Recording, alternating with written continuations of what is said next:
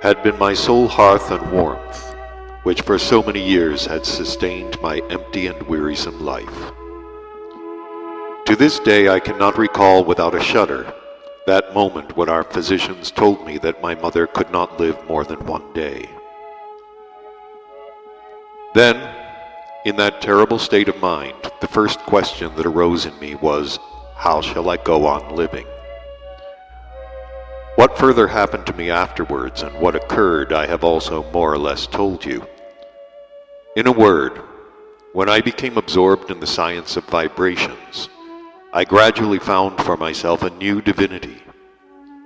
This science took the place of my mother for me, and in the course of many years has proved just as sustaining, true, and faithful as my own mother had been to me. And until today, I have lived and been animated only by its truths alone. Until now, there has not yet been a single instance in which in their manifestations the truths I have discovered concerning the laws of vibrations have failed to yield those precise results I expected. But today, for the first time, it has happened that the results I confidently expected were not obtained. My chief terror is that today I was more than ever careful in the calculations of the vibrations required for the given case. That is to say, I accurately calculated that the proposed boil should be formed on your body in just that place and in no other. And here the unprecedented has happened. Not only is it not in the designated place, but it has not even been formed on any part of your body at all. This science, which until now has taken the place of my faithful mother, has today, for the first time, failed me. And in me at the present moment there is indescribable grief. For today, I can still reconcile myself to this exceedingly great misfortune of mine. But what will be tomorrow, I cannot even picture to myself. And if I can still somehow reconcile myself today, it is only because I very well remember the words of our ancient great prophet Isinura, who said that an individual is not responsible for his manifestations only when in death agony. Evidently my science, my divinity, my second mother, is also in its death agony, if it has betrayed me today. I know very well that death agony is always followed by death.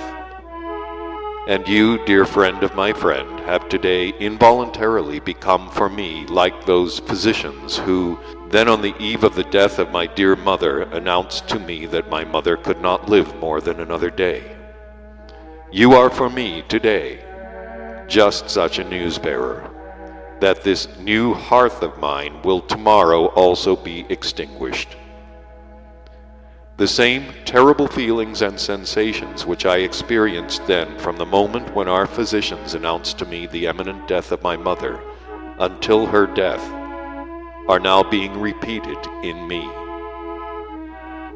Just as then, in the midst of those terrible feelings and sensations, there was still a hope that perhaps she would not die, so also at this moment something like that hope also still flickers in me.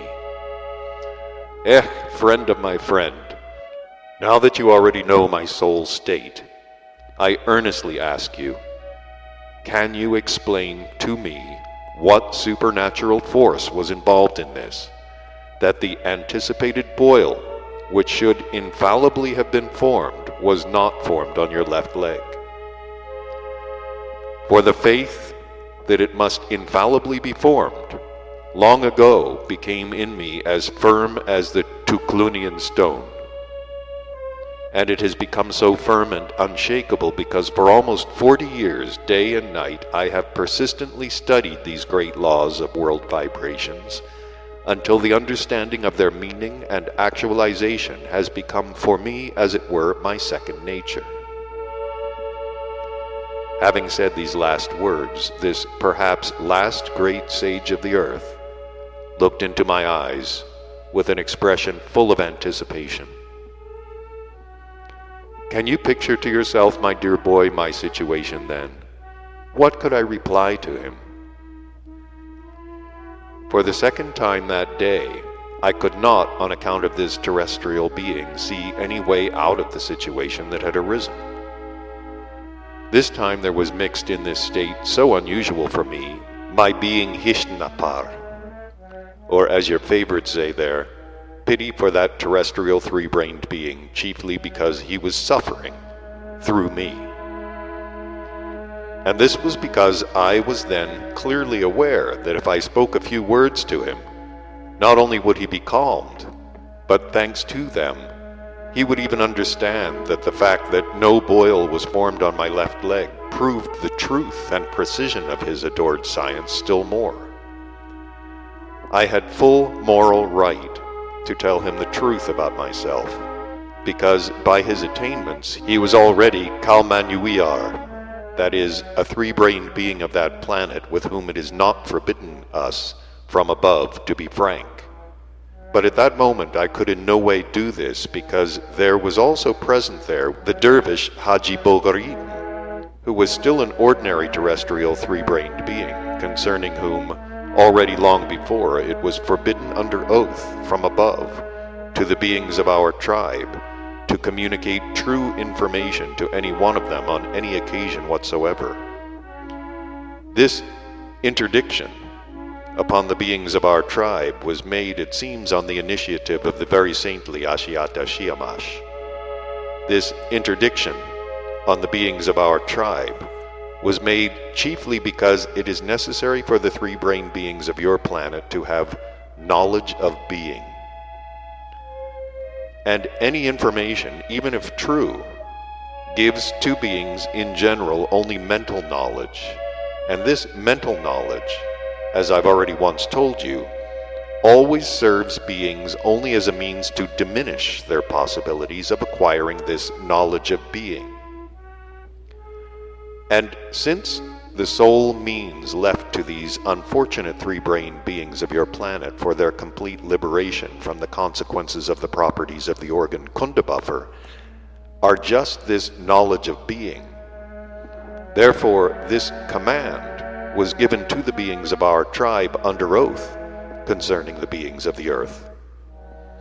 And that is why, my boy, I did not just then, in front of the Dervish Bokharian, decide to explain to this worthy terrestrial sage, Haji Asvat's Truv, the real reason of his failure. But as both dervishes were waiting for my reply, I had in any case to tell them something, and therefore, addressing Haji Asvat's Truv, I then told him only as follows: Venerable Haji Asvat's Truv, if you agree to have my answer not now but a little later, then I swear, by the cause of my arising, that I will give you an answer which will fully satisfy you.